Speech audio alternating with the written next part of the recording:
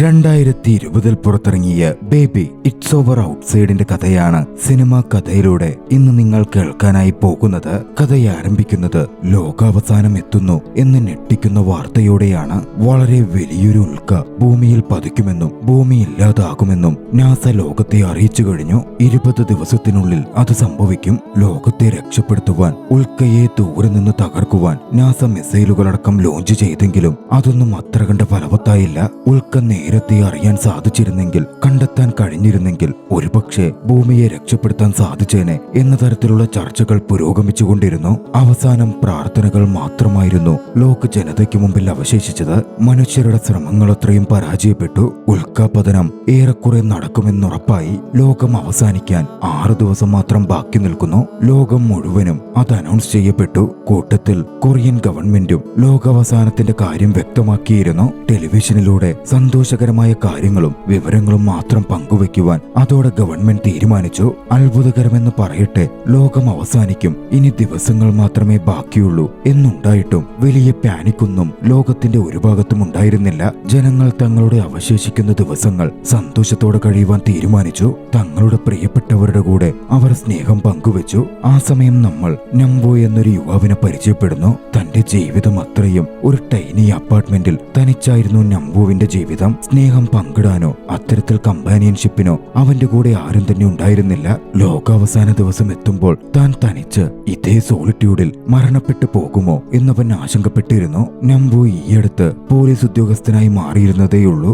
നംബുവിന്റെ ഓർമ്മയിൽ ഒരിക്കലും തനിക്കൊരു പ്രണയമുണ്ടായിരുന്നതായോ ഫ്രണ്ട്സ് ഉണ്ടായിരുന്നതായോ ഓർമ്മയില്ല. 2016 തൊട്ടുള്ള ഓർമ്മകളാണ് അവന്റെ ഉള്ളിൽ നിറഞ്ഞു നിൽക്കുന്നത്. കുട്ടിക്കാലമോ ഒന്നും അവൻ ഓർത്തെടുക്കാൻ സാധിക്കാറുമില്ല. ഹൈസ്കൂളിനൊടുവിൽ തന്റെ ഡ്രീംസിനായി പഠിക്കുന്നതും പോലീസ് ഓഫീസർ ആവണമെന്ന ആഗ്രഹവും ഒക്കെ മാത്രമേ അവൻ ഓർമ്മയിൽ നിൽക്കുന്നുള്ളൂ. പോലീസ് ഓഫീസറായ നംബു ലോകാവസാനം എത്തിയ ആ നിമിഷത്തിൽ ചിന്തിച്ചു, തന്റെ ഈ കഴിഞ്ഞകാല ഹാർഡ് വർക്കിനൊക്കെ എന്ത് ഫലമാണ് ഇനി ഉണ്ടാവുക?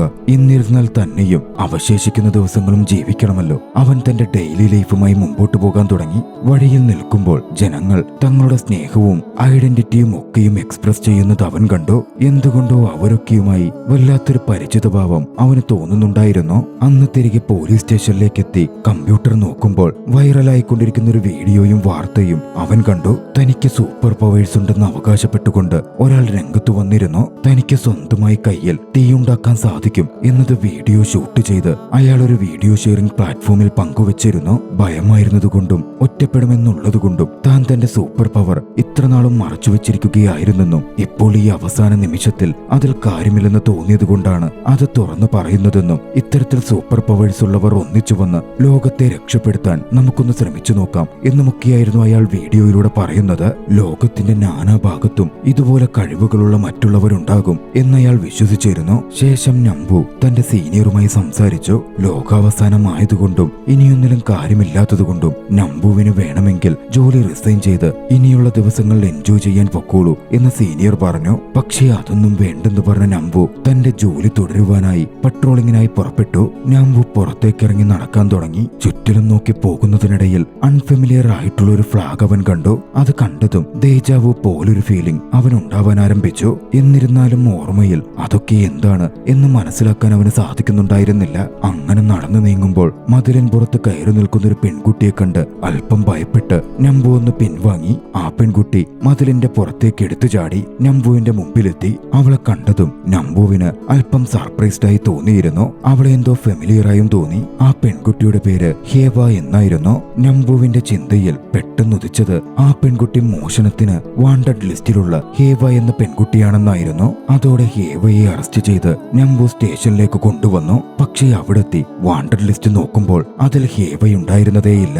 അതോടെ നംബു കൂടുതൽ കൺഫ്യൂഷനിലായി. ഓർമ്മയിൽ അവളെ അത്തരത്തിലൊരു ബോർഡിൽ മോഷണ ശ്രമത്തിനുള്ളവരുടെ വാണ്ടഡ് ലിസ്റ്റിൽ അവൻ കണ്ടിട്ടുണ്ടായിരുന്നു. ഹേവയാകട്ടെ താൻ മതിൽ ചാടിയത് തന്റെ സുഹൃത്തിന്റെ വീട്ടിലേക്കാണെന്നും അവരൊരു സൂപ്പർ ഹ്യൂമൻ ആണെന്നും, പക്ഷെ ഇപ്പോൾ അവരുടെ വീട്ടിൽ അവരെ കാണാനില്ലെന്നും അവളുണ്ടായിരുന്ന നംബുവിനോടും സീനിയറിനോടും പറഞ്ഞു. തന്നെ റിലീസ് ചെയ്യുവാൻ ഹേവ പോലീസിനോട് ആവശ്യപ്പെട്ടു. തന്റെ ഉദ്ദേശം സൂപ്പർ ഹ്യൂമൻസ് ആയിട്ടുള്ളവരെ തേടിപ്പിടിച്ച് അവരുടെ ഒരു ഗ്രൂപ്പ് ഉണ്ടാക്കി എങ്ങനെയെങ്കിലും ഭൂമിയെ രക്ഷപ്പെടുത്താൻ സാധിക്കുമോ എന്ന് നോക്കലാണെന്നും അവൾ കൂട്ടിച്ചേർത്തു. ഭൂമി തകരുന്നത് നോക്കി കാത്തിരിക്കാൻ താൻ തയ്യാറല്ല എന്നും അവൾ പറഞ്ഞു. അതോടെ സീനിയർ അവളെ വെറുതെ വിടാൻ തീരുമാനിച്ചു. പക്ഷേ ഹേവയെ തനിച്ചുവിടാൻ സീനിയർ ഒരുക്കമായിരുന്നില്ല.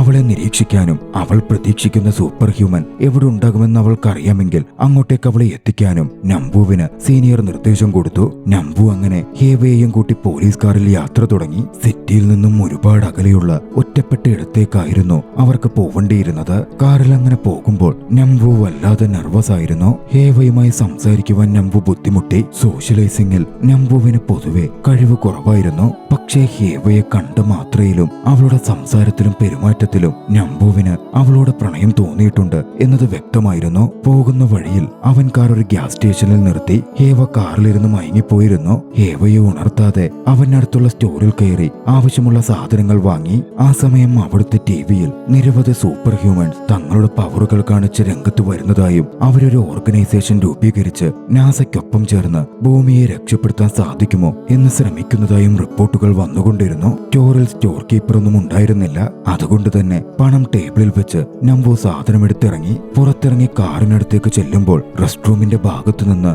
ഹേവയുടെ നിലവിളിയായിരുന്നു നംബു കേട്ടത്. അവൻ ഉടനടി അങ്ങോട്ടേക്ക് ഓടിച്ചെന്നു. തന്റെ ഗണ്ണൂരി റെസ്റ്റ് റൂമിനകത്തേക്കും അവൻ കടന്നു ചെന്ന് നോക്കി. ടോയ്ലറ്റ് വാതിലുകൾ വളരെ മിസ്റ്റീരിയസ് ആയി തുറയുകയും അടയുകയും ഒക്കെ ചെയ്യുന്നുണ്ടായിരുന്നു. ഹേവ ഉടനടി നമുക്ക് ഇവിടെ നിന്ന് പോകാം എന്ന് പറഞ്ഞ് നംബുവിനെ വിളിച്ചുകൊണ്ടുപോന്നു. അവിടെ എക്സ്ട്രാ ഓർഡിനറി എബിലിറ്റീസ് ഉള്ള ഒരു ഇൻവിസിബിൾ സൂപ്പർ ഹ്യൂമന്റെ സാന്നിധ്യമുണ്ട് എന്നവൾ കാറിൽ പോകുമ്പോൾ തറപ്പിച്ചു പറഞ്ഞു. തന്റെ മുമ്പിലുള്ള ആകെ ഓപ്ഷൻ വെച്ച് നംബു ഹേവയ്ക്ക് അവളുടെ കയ്യിൽ പറ്റിയ മുറിവിൽ ചുറ്റാൻ ഒരു ബാൻഡേഡ് എടുത്തു നൽകി. ഗ്രാമപ്രദേശത്തുകൂടെ യാത്ര ചെയ്തൊടുവിൽ ഒറ്റപ്പെട്ട ഒരിടത്തേക്ക് അവർ എത്തിച്ചേർന്നു. അവിടെ നിന്ന് നടന്നു വേണമായിരുന്നു പോകുവാൻ. കാറിൽ യാത്ര ചെയ്യാൻ സാധിക്കില്ല. ഇരുവരും പാറക്കൂട്ടങ്ങളും മറ്റും നിറഞ്ഞ ആ പ്രകൃതിയിലൂടെ മുന്നിലേക്ക് നടന്നു നീങ്ങാൻ തുടങ്ങി. അല്പദൂരം ട്രക്ക് ചെയ്യാനുണ്ടായിരുന്നു. നടത്തത്തിനിടയിൽ ഷൂവിന്റെ സൈഡുരന് നംബുവിന്റെ കാലുപൊട്ടി. അതിനുവേണ്ട പരിചരണം ചെയ്യുന്ന സമയത്ത് നംബു തങ്ങൾ അന്വേഷിച്ചു പോകുന്ന സൂപ്പർ ഹ്യൂമനെ പറ്റി ഹേവക്കടുത്ത് തിരക്കി. തങ്ങൾ അന്വേഷിച്ചു പോകുന്ന സൂപ്പർ ഹ്യൂമന് മറ്റുള്ള സൂപ്പർ ഹ്യൂമൻസ് എവിടെയുണ്ടെന്നും അവരുടെ പവർ എത്രമാത്രം ഉണ്ടെന്നും കണ്ടെത്താൻ സാധിക്കും എന്നുമായിരുന്നു അവളുടെ മറുപടി. സൂപ്പർ ഹ്യൂമൻസ് രണ്ടു തരമാണ്. ഒരു വിഭാഗം ആളുകൾ അവരുടെ പവർ തിരിച്ചറിഞ്ഞിരിക്കും. ഒരു വിഭാഗത്തിന്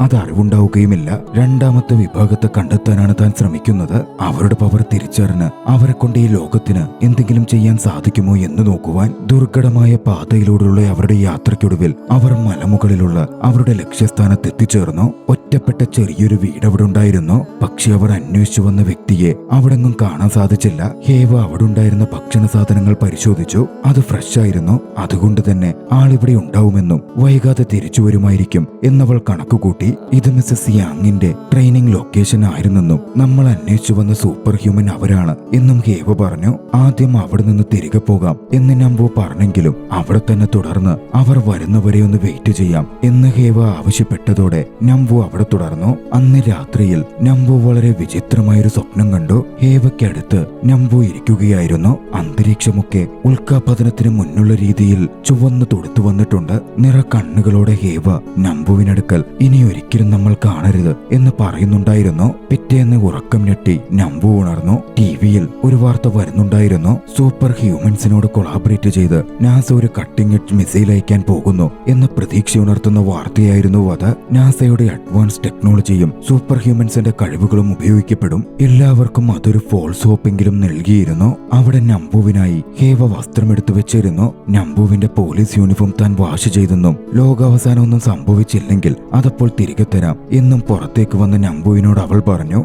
മിസസ് യങ് വരുന്നവരെ അല്പം വൈകിയാണെങ്കിലും അവിടെ വെയിറ്റ് ചെയ്യുവാൻ അവൾ ഉറപ്പിച്ചിരുന്നു. എന്തായാലും അവസാനിക്കുകയാണെങ്കിൽ മനോഹരമായ ഈയിടത്ത് വെച്ച് തന്നെ ഒക്കെ അവസാനിക്കട്ടെ എന്നായിരുന്നു അവൾക്ക്. നംബു എന്തായാലും പോവാനായി പുറപ്പെട്ടു. ഹേവ അവനോട് ഇനി നമ്മൾ കാണില്ലായിരിക്കുമല്ലേ എന്ന് പറഞ്ഞു. അതവന് ദേജാവ് പോലെ അനുഭവപ്പെട്ടിരുന്നു. നംബു മലയിറങ്ങാൻ തുടങ്ങി. പാതിവഴി സഞ്ചരിച്ചപ്പോഴേക്കും അവൻ അവശതയിലായി. പക്ഷേ എന്തുകൊണ്ടോ പോവാൻ അവന് തോന്നിയില്ല. ഹേവയോട് പ്രണയം തോന്നിയിരുന്ന അവൻ അവളെ തനിച്ചുവിടാനാകാതെ വീണ്ടും തിരികെ പോന്നു. തന്റെ പ്രണയം തുറന്നു പറയുവാൻ അവൻ വല്ലാതെ നെർവസ് ആയിരുന്നു. എന്നിരുന്നാലും മറ്റെന്തൊക്കെയോ കാരണം പറഞ്ഞ് തിരികെ എത്തിയ നംബു ഹേവയ്ക്കൊപ്പം അവിടെ തുടരാൻ തുടങ്ങി. സംസാരിക്കുമ്പോൾ ഹേവ തനിക്കുള്ള സൂപ്പർ പവറിനെ പറ്റി നംബുവിനോട് പറഞ്ഞു. അതൊരു യൂസ്ലെസ് പവറാണ് എന്നായിരുന്നു അവൾ കരുതിയിരുന്നത്. മിസസ് യങ്ങിനടുത്ത് നിന്നായിരുന്നു അവൾ തന്റെ പവർ മനസ്സിലാക്കിയത്. ഹേവയ്ക്ക് താൻ പ്രണയിക്കുന്ന വ്യക്തി ഒരിക്കലും തന്നെ മറന്നുപോവാതിരിക്കുവാൻ തക്കവണ്ണം സ്വാധീനം ചെലുത്താൻ സാധിക്കും. ആ പവർ കാരണം അവളുടെ അമ്മയ്ക്ക് അൾഷൈമേഴ്സ് ഡിസീസ് ഉണ്ടായിരുന്നു എന്നത് തിരിച്ചറിയുവാൻ അവൾ ഒരുപാട് വൈകിപ്പോയിരുന്നു. അമ്മ അവളെ ഒരിക്കലും മറന്നുപോയതേയില്ല. പക്ഷേ ബാക്കിയൊക്കെ മറക്കുകയും ചെയ്തു. അതുകൊണ്ട് തന്നെ ആ പവർ യൂസ്ലെസ് ആണ് എന്നായിരുന്നു ഹേവ കരുതിയത്. വൈകാതെ മിസസ് യാങ് അങ്ങോട്ടേക്ക് വന്നു ചേർന്നു.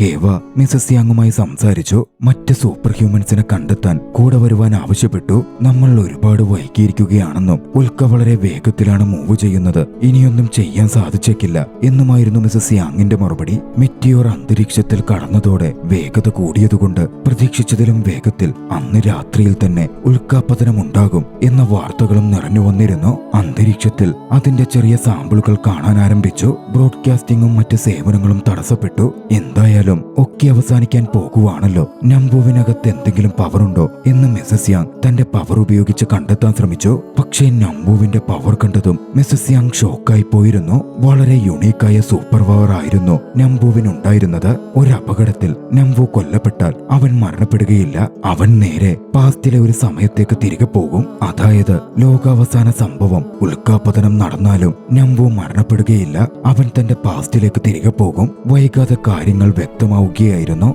നംബുവിന് 2016 തൊട്ടുള്ള ഓർമ്മകൾ മാത്രമാണുള്ളത്. അതിന്റെ പ്രധാന കാരണം നംബു ഇപ്പോൾ ഒരു ടൈം ലൂപ്പിൽ പെട്ടിരിക്കുകയാണ്. ഓരോ തവണയും നംബുവിന് തേജാവു തോന്നുന്നതും അതുകൊണ്ടാണ്. ഓരോ ഡിസാസ്റ്ററിന് ശേഷവും നംബു 2016 പുനർജനിക്കും. വീണ്ടും ജീവിതം മുമ്പോട്ട് കൊണ്ടുപോകും. പലതരത്തിൽ വീണ്ടും ഇത് ആവർത്തിക്കുകയും നംബു 2016 പുനർജനിച്ചുകൊണ്ടേയിരിക്കുകയും ചെയ്യും. കാലങ്ങളായി ഈ ടൈം ലൂപ്പിൽ തുടരുന്നത് കൊണ്ടായിരുന്നു നംബുവിന് തന്റെ കുട്ടിക്കാലമോ സ്കൂൾ ജീവിതമോ ഫ്രണ്ട്സിനെ പറ്റിയോ ഒന്നും ഓർമ്മയില്ലാതെ പോയത്. നംബുവിന് മാത്രമേ ഈ ലോകത്തെ രക്ഷപ്പെടുത്താൻ സാധിക്കൂ എന്ന് മിസസ് യാങ് പറഞ്ഞു. നംബു അടുത്ത ജന്മത്തിൽ ആദ്യമേ ഉൽക്കാപതനം വരാൻ പോകുന്നതിനെ പറ്റി ലോകത്തിന് അറിവ് പകരണം. ഒരുപക്ഷെ നേരത്തെ അറിയാൻ സാധിച്ചാൽ ലോകത്തിന് അതിനെ തകർത്ത് രക്ഷപ്പെടാൻ സാധിച്ചേക്കും. പക്ഷേ ഈ നടന്നത് അത്രയും അടുത്ത ജന്മത്തിലും നംബു ഓർത്തിരിക്കേണ്ടതുണ്ട്. പക്ഷേ ഡിസാസ്റ്റർ സംഭവിച്ച് പാസ്റ്റിലേക്ക് പോയി കഴിഞ്ഞാൽ നംബുവിന് അതൊന്നും ഓർമ്മയുണ്ടാകില്ല. അതിനുള്ള ഒരേ ഒരു വഴി ഹേവയുടെ പക്കലാണുള്ളത്.